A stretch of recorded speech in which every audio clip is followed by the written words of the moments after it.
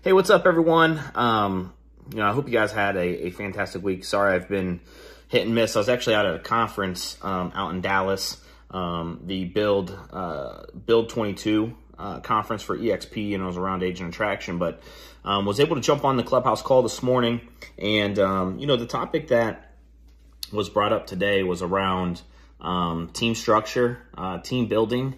And one of our agents, Jake, he's up in the Kent, Akron, Canton area, and he's in the process of building his team and figuring out what's the best structure of how to set up his team and what works best for him and his agents.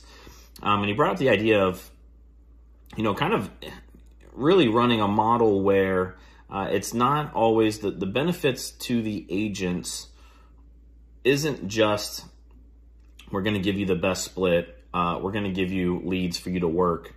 But, really around this idea of how can a team and a team lead control a lot of the process that goes into helping convert internet leads.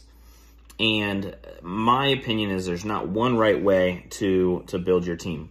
I think the question that you have to ask yourself is, what are my goals? What am I looking to accomplish short-term and long-term? A lot of times we only think of the short-term, but what does that 10-year goal look like? What's that 20-year goal look like? And I think that's different for everyone. For me, I know that I do not want to be in real estate and selling real estate personally long-term. So I have to set up a team in a way that, or would have to set up a team in a way that would allow me to exit the business as far as stepping out of the production side and allowing the business and the team just to continue to run. And I think you can accomplish that.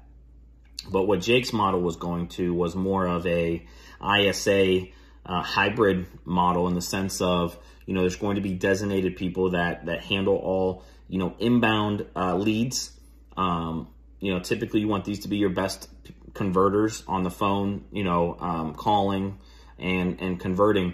And then they're going to work those leads until the point of getting them pre-approved and doing that initial meeting and consultation. From there, they're then going to be able to hand them off to an agent on their team, and that agent's going to take it and run with it and get them to closing. In addition to that, right, how can you then, because of split structures and things maybe not being as high to the agent side, the team's going to be collecting more. What are some other value propositions that you can provide your agents to make up for that difference, right? And I think that's where some people have a problem with splits. In our business, you hear, I want a 90-10, I want an 80-20, I want the best split possible. But that works for some people, but there's also people out there that love the value add of having full-time admin support, that have a marketing person on payroll, right? Like if videographer, right? Maybe that's a value proposition. Paying for some of the things in our lives that, that cause us a little bit more stress in our home life. Someone like myself, a cleaning person. I would love for someone to come and do my laundry. I would love for someone to come and eventually, mow the yard, right? And you look at these other ways, now that the team is collecting more per transaction, could we then offset some of these other items at home or in life that could cause stress? Jake was talking about an example of, everyone gets a gym membership, right? Everyone gets access to a corporate DoorDash account, and they have a certain spend that they could have per day. Just some other things to where, it may not seem like a big deal to you, but it may be a big deal to someone else. And it doesn't always have to be make me more money. People think that making more money is the answer to everything, and it's not. Sometimes it's, what stress can I take off of my plate?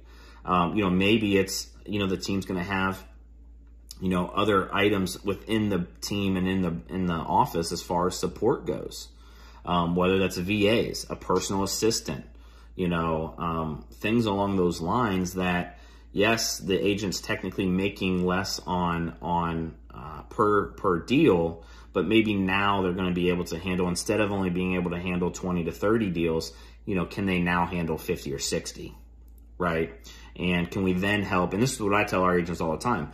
Part of the value proposition of coming to our team is we're going to help you get more people in your past client database faster so you can build up your SOI quicker, right? And we all know that our sphere of influence should be one of the most important pillars of our business. And if I can help you get there faster and get you more results sooner, that's a value add for coming to our team, right? So I think it's just how you articulate it.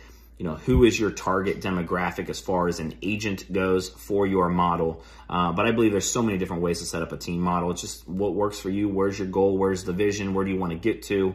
And then putting everyone in the right place.